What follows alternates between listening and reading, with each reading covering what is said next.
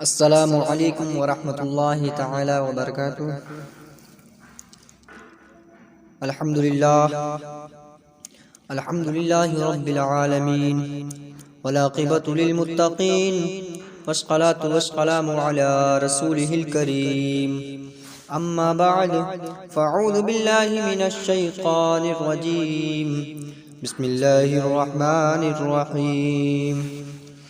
آئیے حضرات، سب سے پہلے غنبد خضرا میں آرام فرمانے والے آقا، بے کسوں کے کس بے بسوں کے بس، احمد مجتبی محمد مصطفیٰ صلی اللہ تعالی علیہ وسلم کی بارگاہ عالیہ میں درود پاک کا ہدیہ پیش کریں۔ پڑھیے اللہ رب محمد صلی اللہ علیہ وسلم، نحن وعد محمد صلی اللہ علیہ وسلم، صلو علیہ صلاۃ و سلام علیک یا رسول اللہ صلی اللہ تعالی علیہ وسلم۔ آئیے حضرات، میں آپ کے سامنے بہت ہی پیارا واقعہ پیش کروں گا جس سے آپ کا دل خوش ہو جائے گا، آپ کا دل باغ باغ ہو جائے گا۔ آپ لوگ میرے ساتھ ساتھ سبحان اللہ الحمدللہ بولتے رہیے۔ ایک مرتبہ غور سے سنیے مسلمانوں، ایک مرتبہ حضرت عبد المطلب خانہ کعبہ میں طواف کر رہے تھے۔ اچانک سے کیا دیکھتے ہیں کہ خانہ کعبہ گر جاتا ہے۔ حضرت عبد المطلب سوچنے لگے، ابھی تو خانہ کعبہ کھڑا تھا، اچانک سے کیا ہو گیا؟ ابھی تو خانہ کعبہ کھڑا تھا، اچانک سے کیا ہو گیا؟ حضرت عبد المطلب سوچنے لگے، اب تو دیوانے زیر زیر ہو جائیں گی، اینٹ ٹوٹ جائے گی، غریبی کا عالم ہے، کعبہ کی تعمیر کسی نہ کسی طرح سے کی جائے گی۔ قسم خدا کی مسلمانوں غور سے سننا، جب حضرت عبد المطلب خانہ کعبہ سے باہر آتے ہیں، ایک لونڈی سے ملاقات ہوتی ہے، یعنی ایک غلام سے ملاقات ہوتی ہے۔ غلام عرض کرتا ہے، آج حضرت عبد المطلب کے گھر پوتا پیدا ہوا ہے۔ قسم خدا کی مسلمانوں غور سے سننا، اتنا ہی سننا تھا، اتنا اس کی زبان سے نکلنا تھا کہ حضرت عبد المطلب سن کر ارشاد فرماتے ہیں، مکے والوں سن لو، مکے والوں سن لو، خانہ کعبہ گرا نہیں تھا، خانہ کعبہ جھکا نہیں تھا، بلکہ خانہ کعبہ نے میرے محمد کی ولادت و سعادت کی خوشی میں سجدہ کیا۔ خانہ کعبہ گرا نہیں تھا، نہ تو جھکا تھا، بلکہ خانہ کعبہ نے میرے محمد کی ولادت و سعادت کی خوشی میں سجدہ کیا تھا۔ اب پیارے آقا کی شان کو دیکھیے، پیارے آقا اپنے امتیوں سے کتنی محبت کرتے تھے، کتنی محبت کرتے تھے، ہمارے لیے کتنے آنسوؤں کو بہائے پیارے آقا نے، ہمارے لیے کتنے آنسو بہائے۔ غور سے سننا مسلمانوں، میں بس تھوڑی دیر تقریر کروں گا، اس کے بعد میں رخصتی چاہوں گا۔ مچل کے بولیے یا رسول اللہ۔ حضرات محترم، ایک مرتبہ حضرت جبرائیل علیہ السلام پیارے آقا کی بارگاہ میں حاضر ہوتے ہیں، عرض کرتے ہیں، یا رسول اللہ، میں نے حضرت نوح علیہ السلام کی امت کو جہنم میں دیکھا۔ یا رسول اللہ، میں نے حضرت موسیٰ علیہ السلام کی امت کو جہنم میں دیکھا۔ یا رسول اللہ، میں نے حضرت اسحاق علیہ السلام کی امت کو جہنم میں دیکھا۔ یا رسول اللہ، میں نے حضرت ایوب علیہ السلام کی امت کو جہنم میں دیکھا۔ یا رسول اللہ، میں نے حضرت عیسیٰ علیہ السلام کی امت کو جہنم میں دیکھا۔ یا رسول اللہ، میں نے حضرت موسیٰ علیہ السلام کی امت کو جہنم میں دیکھا۔ یا رسول اللہ، میں نے حضرت ایوب علیہ السلام کی امت کو جہنم میں دیکھا۔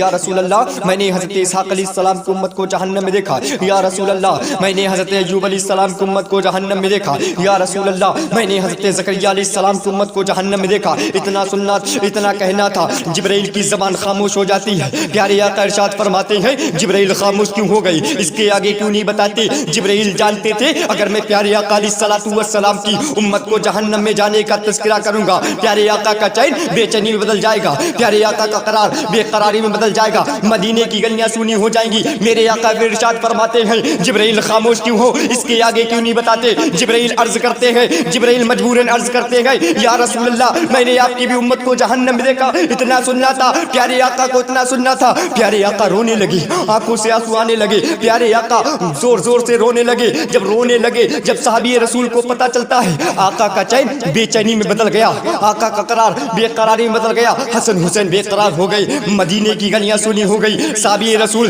جو روزانہ اپنے آقا کے پیچھے مسجد نبوی میں نماز پڑھا کرتے تھے، جب انہیں پتہ چلتا ہے اپنے آقا کو تلاش کرنا شروع کر دیتے ہیں۔ مدینے کی گلیوں میں ڈھونڈا لیکن آقا نظر نہیں آ رہے، گھر گھر میں چھان مارا لیکن آقا نظر نہیں آ رہے، ہر طرف ڈھونڈا لیکن آقا نظر نہیں آ رہے۔ جب صحابی رسول پریشان حال روتے ہوئے جنگل کی طرف چل دیے، قسم خدا کی مسلمانوں غور سے سننا، جب روتے ہوئے جنگل کی طرف چل دیے، چلتے چلتے ایک چروا ملا، چروا سے عرض کرتے ہیں اے چروا تو نے میرے آقا کو دیکھا ہے، کالی کملی والے کو دیکھا ہے، مازغ البصر یعنی نورانی چہرے والے کو دیکھا ہے۔ چروا عرض کرتا ہے تیرے آقا کون ہے، کالی کملی والے کون ہیں، میں کسی کو نہیں جانتا ہوں، نورانی چہرے والے کون ہیں۔ صحابی رسول روتے ہوئے وہاں سے چل دیتے گئے۔ جب چروا صحابی رسول کے آنکھوں کو دیکھتا ہے، صحابی رسول رو رہے ہیں، چروا کہتا ہے اے صحابی رسول، اے رسول کا عاشق رک رک، میں اتنا تو نہیں جانتا ہوں کہ تیرے نبی کون ہے، تیرے آقا کون ہے، لیکن مجھے اتنا ضرور علم ہے کہ سامنے والی پہاڑ سے، سامنے والی طغیانی سے ایک چیخ چیخ کی آواز آ رہی ہے، جس کی آواز کو سن کر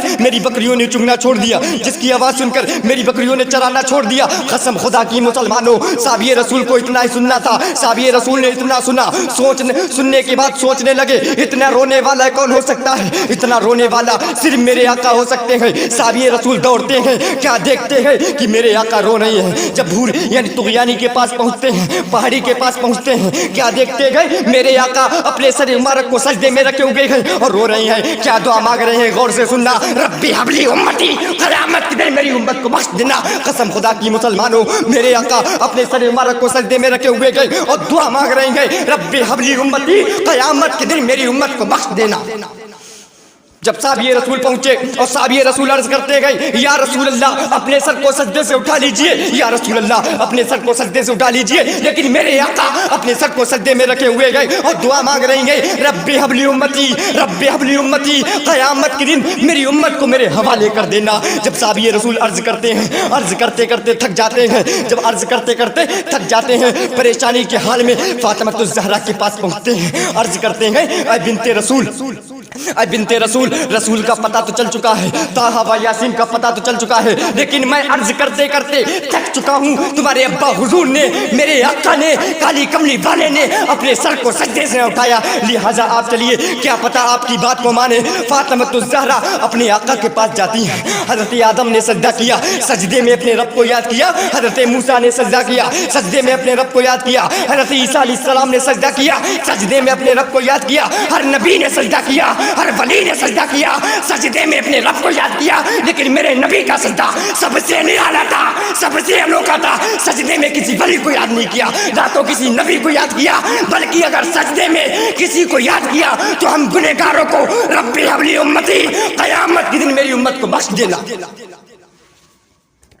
قیامت کے دن میری امت کو بخش دینا۔ جب فاطمہ الزہرا اپنے ابا حضور کے پاس پہنچتی ہیں اور عرض کرتی ہیں ابا حضور اپنے سر کو سجدے سے اٹھا لیجئے، ابا حضور اپنے سر کو سجدے سے اٹھا لیجئے، حسن حسین بے قرار ہیں، مدینے کی گلیاں سونی ہو چکی ہیں، لیکن میرے آقا اپنے سر کو سجدے میں رکھے ہوئے ہیں، اٹھا نہیں رہے ہیں۔ سوچئے مسلمانوں، سوچئے اپنی لاڈلی کی بات،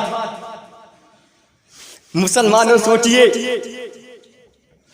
اپنی بیٹی یعنی فاطمہ الزہرا کی بات کو بھی نہیں سن رہے ہیں۔ غور سے سننا مسلمانوں، فاطمہ عرض کرتی ہیں ابا حضور اپنے سر کو سجدے سے اٹھا لیجئے، لیکن میرے آقا اپنے سر کو سجدے میں رکھے ہوئے ہیں، دعا مانگ رہے ہیں رب حبلی امتی، رب حبلی امتی، قیامت کے دن میری امت کو بخش دینا۔ قسم خدا کی مسلمانوں، جب فاطمہ عرض کرتی کرتی تھک جاتی ہیں، خدا بندے میں عرض کرتی ہیں اے خدا، فاطمہ الزہرا کا آج تک کسی نے ایک بار بھی نہیں دیکھا، آج چادر تطہیر اتار کر دعا مانگتی ہوں کہ میرے ابا حضور کی دعا قبول کر لینا۔ ابھی چادر تطہیر تک ہاتھ پہنچا نہیں تھا، اتنے میں جبرائیل علیہ السلام آتے ہیں، پیغام لے کر آتے ہیں اور عرض کرتے گئے یا رسول اللہ، یا نبی اللہ، اے میرے آقا، کالی کملی والے آقا، اپنے سر کو سجدے سے اٹھا لیجئے، کیونکہ خدا تعالیٰ نے آپ کی امت کو بخشنے کا وعدہ فرمایا۔ تبھی تو اعلیٰ حضرت فاضل بریلوی کیا خوب ارشاد فرماتے گئے، اللہ کیا جہنم اب بھی نہ سرد ہوگا، رو رو کے مصطفیٰ نے دریا بہا دیے گئے۔ سرور کہوں کہ مالکو، مولا کہوں تجھے، بگے خلیل کا غلے زیبا کہوں تجھے، لیکن رضا نے ختم سخن اس پہ کر دیا، خالق کا بندہ خلق کی آقا کہوں تجھے۔